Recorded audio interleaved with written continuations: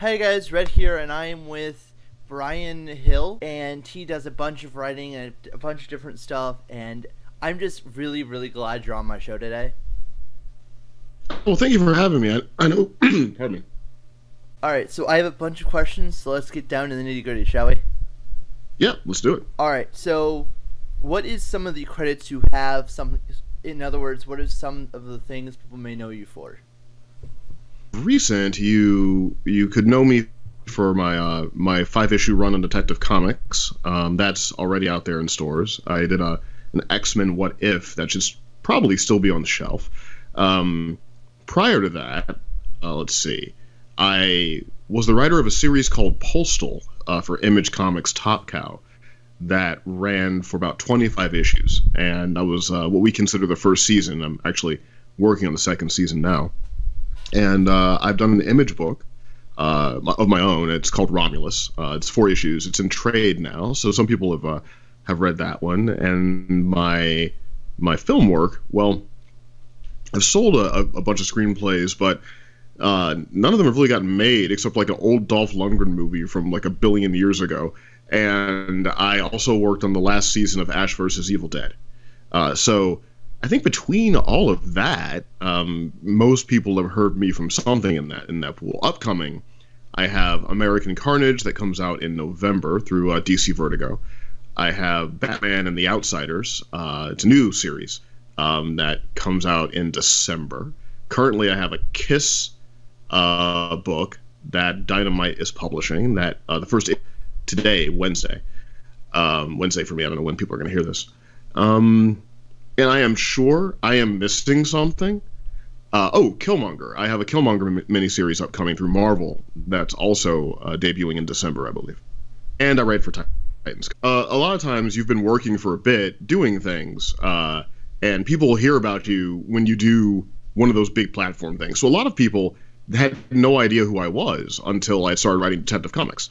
Once I started writing Batman, then people started paying attention. And that generally is how a career works in art. You might see someone doing something you've heard of and dig it and say, oh, I never heard of that person before. And then you Google them and you find out, like, oh, they've been working for 5 or 10 years. I just never really got exposed to their work. So a lot of people have read Detective Comics, and now they're going back to some of my older work because they like something that was in Detective, and they're finding those old stories as well. And that's cool. It's always, whether people find your work when it releases or they find your work afterwards, the point is that they're finding it, and that's the thing I appreciate. Yeah, I can understand that from a YouTube point of view, if that kind of makes sense.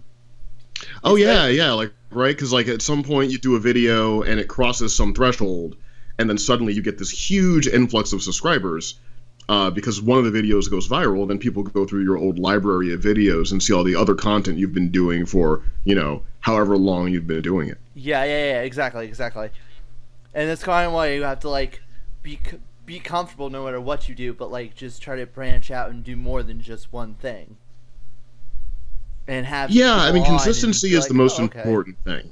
Yeah, just it's just keep putting your work out there, and you don't know when you're going to cross through that threshold where people are like engaging your work in larger numbers. It's really hard to predict when that's going to happen. Yeah. So just keep putting your work out there, and eventually, you'll step on a landmine soon enough. You just got to keep walking. Yeah. I completely agree with you, and I completely understand. Okay, so you're running Detective Comics. When did you do that? Oh God, I don't. Let's see, because I wrote it while I was working on season 1 of Titans. And I wrote 983 to 987, 3, 4, 5, 6, 7. Yeah. Oh yeah. By the way, spoiler. I think the first issue of that run was probably a few months ago, maybe like 2.5 months ago. Okay, I think. So it was probably after. Oh yeah. It was definitely after the murder of Clayface. Okay. Not far afterwards. After the trial of Batwoman, right? Okay. Because I was the next guy to come on after James Tynion finished his run. Okay. And then I did 5 issues, and then James is currently releasing his 5 issues. And then after that, Peter Tomasi takes over Detective Comics for the foreseeable future. Okay.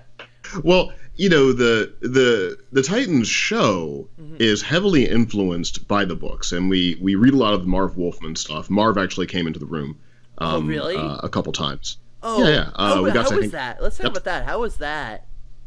Oh, he's great. Like, Marv is just a really, really nice guy, and it was useful for us to. He wrote the original 1980s run of the new Teen Titans, if I remember correctly. A lot of that Wolfman Perez stuff is what we are basing some of the show on. So, that's awesome. You know, that's kind of like the most of what we were engaging. To be honest, I wasn't fluent in any iteration of the Titans before I came into the show. I mean, I was familiar with it because I'm a huge Batman fan. Right. So I knew what you would know about it by being a Bat. I wasn't someone that had, you know, I read like Judas Contract because like that's really cool, and the creative choices and the things and people who lived and died and the rest of it. You know, I wasn't really fluent in all that. But the great thing about the show is we have Jeff Johns. So Jeff is a walking library. Yeah. Oh. Of comic book continuity. So you've met him before. He knows everything. Yeah. How is he to meet? Jeff's great. Jeff is, you know, for like as successful DC, and I was just like, Jeff Johns, man, Jeff Johns.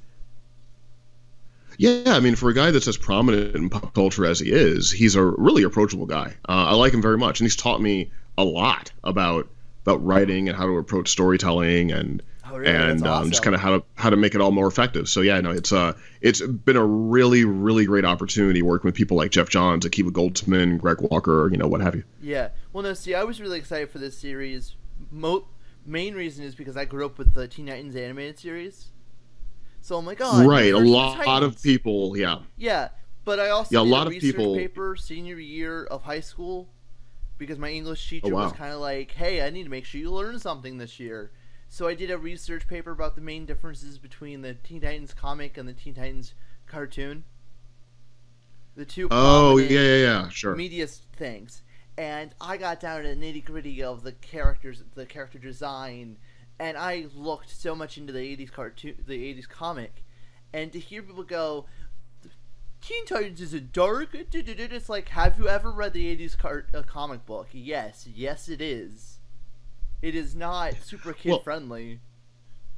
That's the funny thing, you know, I talked to, really listened to Marv talk about it, and he spoke about that, how the work that he was doing was kind of vanguard back in the day. I mean, I remember like the Who is Donna Troy story that was rendered like a old film noir, you know, on the paper, and it was really interesting, and there was like a brooding tone to it. So, but simultaneously, I realized that a lot of people, their first thought now is the cartoon because that's just everywhere in popular culture. So, and we're trying to balance all of that at the same time.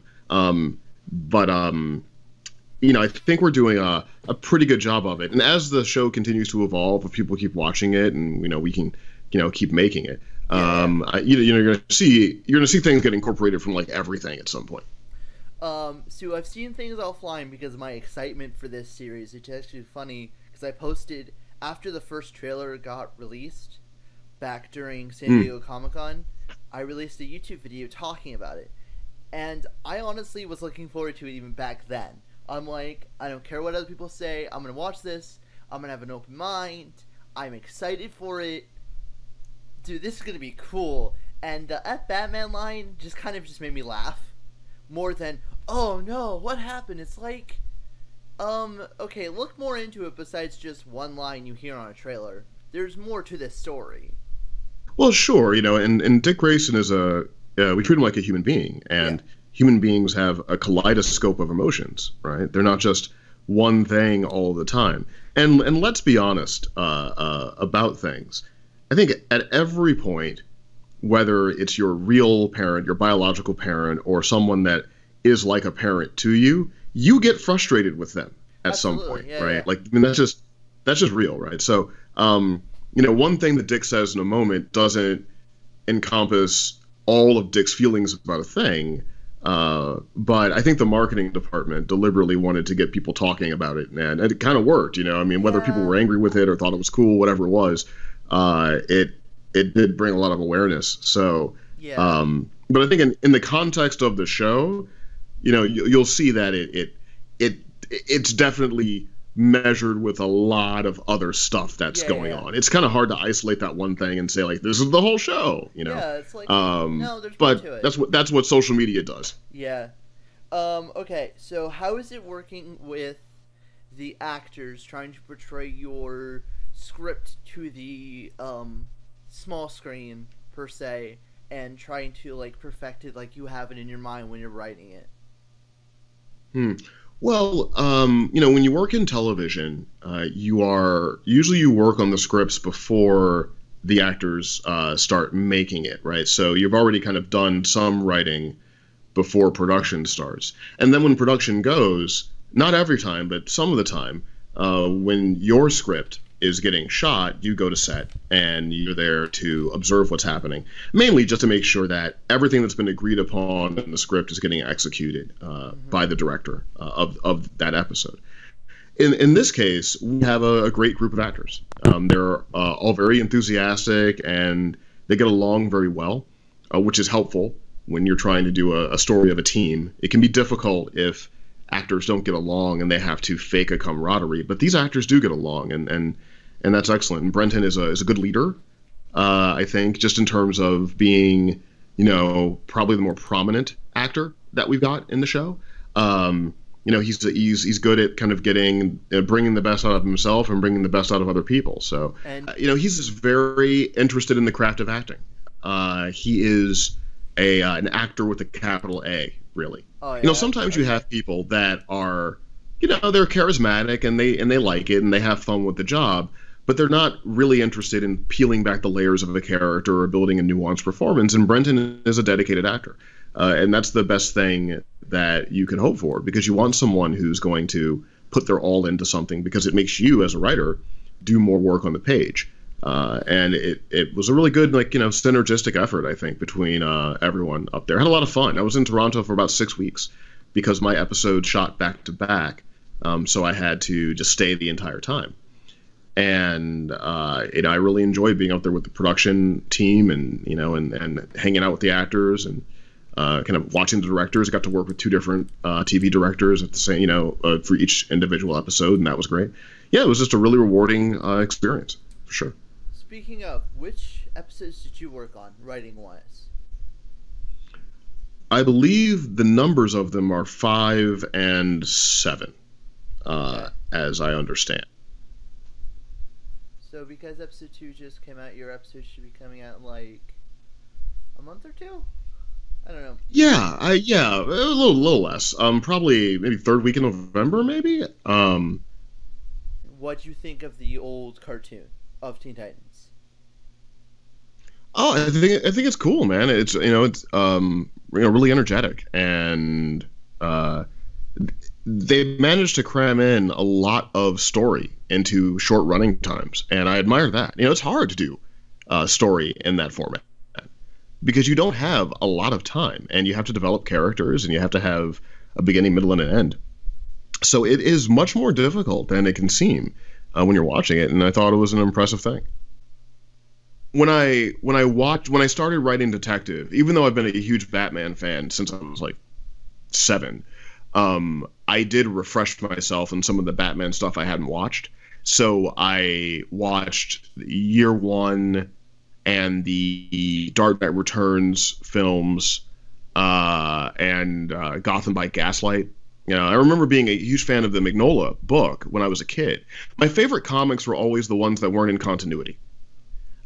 Continuity comics, I kept up with a couple titles. Yeah, but I didn't really I didn't keep up with all the heroes in continuity the entire time, but I would love to read the things that were outside of it, like John Byrne's Man of Steel, what's it called? Grant Morrison, Dave McKean's Arkham Asylum was a big influence on me. Frank Miller's work was a big influence on me. So those were the things that I read a lot. And Gotham by Gaslight, I remember the Mignola thing, Batman, Jack the Ripper, Gaslight era story, and I really, really dug it. So yeah, before I started writing Batman, I revisited some of those animated films just to see how people were articulating the character. Okay, now a question that's popped in my head. Now, with Mm. you writing the series, do you know about all the writing that's happening, or do you just know what you wrote On Titans or on Titans? Detective? Oh yeah, well the way most TV works, and I say most because different people have different ways they do it. But as I understand, it's done in a writer's room where all of the room are breaking the majority of the stories. Sometimes the room will break apart before the series is finished, but usually all the writers are breaking all of the stories simultaneously. And then once the different stories are outlined per episode, they get assigned to different writers. And then individual writers in the room or pairs of writers in the room will go write the scripts. So everyone is always aware of what the story is before and after the work that they're doing. And I try to read all of the scripts that have come before my work when I head into my script, just so I can make sure I understand what's happening. You know, I know what's going on. I can see like the tone and tenor of things. So all of the writers are always aware of the entire narrative of the season, but we do kind of break off into individual little either pairs or, you know, solitary confinement, as it were, to finish the script for the episode we've been assigned to write. Okay. Okay. I want to ask about episode 2 in particular, because it just came out, and I want to talk about that episode in particular. That's Hawk and Dove, right? Yes, that is what the episode is. And I'm not going to ask if Dove dies at the end. Not going to ask that one. I want to ask about Donna Troy. The Hill administration officially has no comment on Donna Troy. I wasn't sure how far you were allowed to go into that. Occasionally, I got to glance at my CIA handler, and they tell me what I can and cannot say. I completely understand. So I completely understand. I just, something that popped in my head, I'm just like, I need to ask. I am looking. No, I appreciate it. You're doing your due diligence as a journalist, and I appreciate that. But yeah, I have to be very careful about details that I go into. Oh, I get it, man. But I have to ask. I saw the Red Hood snippet, and Jason Todd is a kid. Is there any plans, if there's a season 3, 4, 5, whatever, to bring in Tim Drake?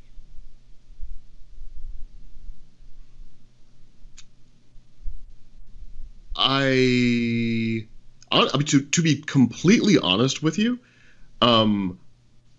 we don't really. I mean, I'm a staff writer on the show, so I'm part of the team, but I'm not in the highest echelon of the decision making, right? Yeah. So when it comes to the prognosis of the series structure, most of that stuff is as classified to me as it is to anybody else.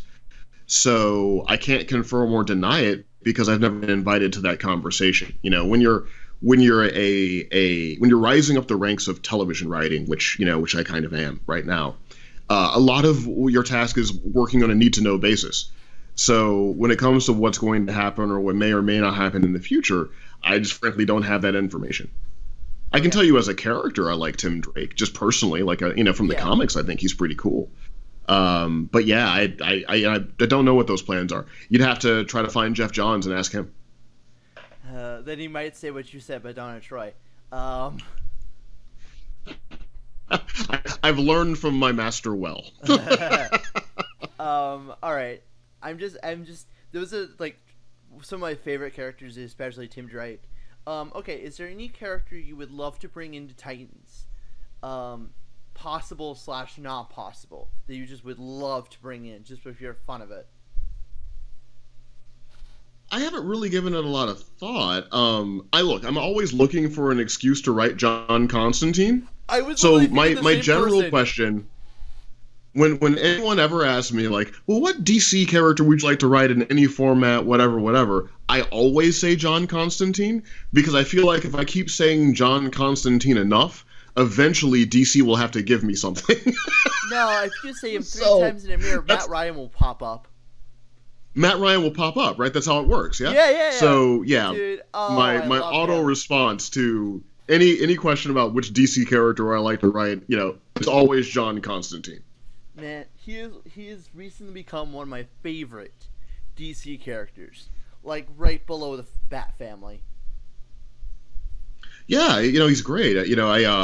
Jeff was really, really kind to me, because when you work on a comic book show, sometimes you have access to comics, and we would get like kind of monthly boxes of the floppies, and read them in the room of everything, just whatever like kind of came out, or like a good selection of what came out. Right. And right. I remember I asked Jeff like, "Hey man, if there's any Hellblazer that's just like hanging out there orphaned, I'd love to get get some of that." And then like 2 days later, a box showed up to the Titans office with everything, all of the trade paperbacks of Hellblazer. And so now I have the whole Hellblazer collection. I've been making my way through it since some of the first stuff, and it's brilliant. It's you've got like Garth Ennis and Warren Ellis, and just really, really fantastic storytelling that I'm grateful to have. So a special thanks to Jeff Johns. Okay, so I don't personally know TV writing very well. Like I've seen it, I hear it, but I don't like know the behind the scenes about it, and that's something I would love to get into.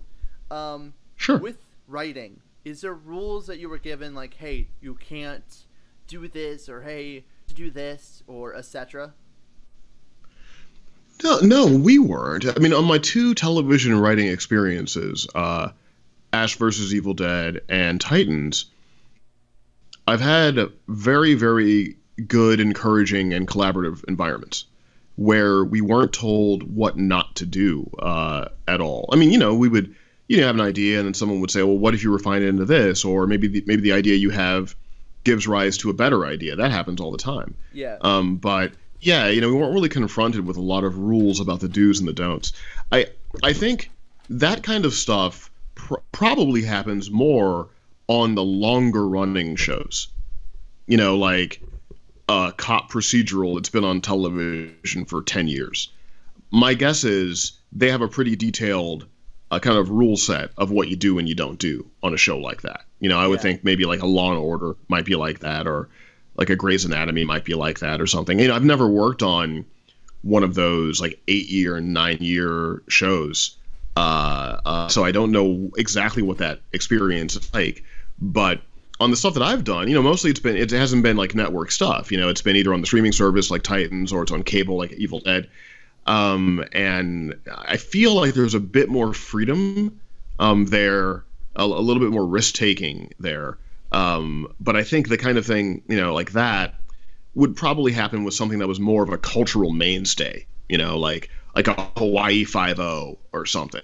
Like I imagine, you're working on one of those shows, the bad guys lose in the end all the time, right? Like, so yeah. And there's nothing wrong with that. I mean, sometimes having restriction is the best way to unlock creativity, because it forces you to think past your initial instinct and find another way to get to Athens. So I'm not opposed to that kind of thing at all. When you write comic books, you have some rules too, right? And I have to work inside of what's been established with the character. I can't come onto a character and then turn them upside down, because that would be irresponsible of me to do. Maybe if I was like famous or something, I could do something like that, because I would bring a lot of readers to it, for certain. But as I'm still growing my platform as a writer and more people are being aware of my work, I do have to pay attention to kind of what has been established and work inside of those ideas. And I don't mind that, because I do my own original stuff too. I'm working on a lot of that. A lot of it hasn't hit market yet because I've been busy, so I have to chip away at it when I have the time. But there's some original work that's coming for me in 2019, 2020. I think you're going to see a regular kind of drip, drip, drip of original pieces out of me for the next 3-4 years or so. So those things are where I can take all the rules off if I want to, and sort of take things wherever I want to take them. Yeah, I mean, part of being, a writer is jumping into a process and kind of working inside what you've been given. But I'm very grateful that the 2 television processes I've been in so far have been enormously open to ideas and creativity. Yeah, that makes sense. I mean, I just wasn't sure. Like I said, I'm not behind the scenes like that. I mean, I would love to be, but I'm just not the second. Well, yeah, every writer's room is run by a showrunner, the producers, what have you. So, every kingdom has its own governing set of laws. And when you're a writer, it's like being part of someone's round table. And when you serve in the round table, you have to, serve according to the edicts of Arthur himself, which is fine. It's because you learn from that. I like working inside of another person's vision to help them realize their vision, because it teaches me more about my own. Because it'll take me to places that I wouldn't normally go on my own. Because maybe you get assigned a creative assignment that you would not have been inherently interested in. But you have to find something in that speaks to you. And by doing that, you expand your experience and you build your repertoire. And you learn like a different path to get to a place than what you had before. So I enjoy all of that. But yeah, it's something you kind of pick up the knack for as you continue on. Okay. Yeah. I am kind of curious though. So when you were little, did you think that you'd be writing for DC and for Marvel and for Image and stuff like that? No. When I was young, I wanted to be a Jedi. You and me both, brother. Yeah, and I didn't really know, like, how do you be a Jedi? And then for a while, I thought I was going to be an FBI agent because I wanted to catch serial killers. Because I read, like, Red Dragon when I was 12 years old, the Thomas Harris novel, which is a beautifully written novel. And I was convinced I was going to be Will Graham from that book. I was going to, see what the killer sees and track down the psychopaths and hunt the monsters in the center of the darkness. So that was really what I was focused on a lot. I liked movies a lot. I like stories a lot. And I think I always have had a little, like a mercurial talent. I've always enjoyed the art of communication, I suppose. So I may have had the wings of Hermes for a while as I was growing up. But I didn't really lock into being a storyteller until maybe my senior year of high school. My very good friend Ben Miller, he's a huge film fan and a filmmaker, writer himself. And we just liked movies a lot. And we thought it would be cool to make movies for a living, to kind of have that dream and go for it. And I went to film school to be a filmmaker. But I was too poor in college to actually make films because making films is really expensive. So I didn't have the money to make student films. I mean, some of my classmates did. I mean, they would spend like $35,000, $45,000, $65,000 on a student film, and I could barely afford tuition. So that wasn't really an option. But since I couldn't make films, I decided to write instead. I figured I didn't know how anyone would hire a 22-year-old to direct a film out of film school, but if you had a script that was good, it didn't matter how old you were. People would just buy it, right? That was my thinking. So I spent more of my time in film school writing scripts, trying to, build up a library of sellable work by the time I got out. Now, I didn't do that because I was writing terrible scripts. It takes a lot of, I guess Malcolm Gladwell says 10,000 hours before you're good at something. It might be 10,000 hours. I don't know. It may have been 10,000 pages. I'm not sure. But it took me a while before I think my work was, market ready. And I'm still learning and growing and getting better in the rest of it and getting more confident in my ability and what I'm able to execute and all that. So yeah, I mean, I kind of fell into it, kind of as a senior year of high school, throughout film school and all that. Now, comics, I always read comics growing up, but I had no idea how one became a comic book writer. I literally had no idea. I had some idea about being a filmmaker. I had some idea about that, but I had no idea how one wrote comics. So I never really tried to get into the business until after college, and I had met comic book artists. There was a Starbucks coffee in New York. I was living in New York at the time. And it was on Astor Place, 8th Street. Kind of in the downtown near the West Village. And this is probably near the East Village. And I would go to that Starbucks, and there was a huge table. This was back when they had plugs, and they let people stay there for a while. Now they kind of frown on that. They try to turn and burn the tables a bit in Starbucks, but back in the day, they have a lot of outlets.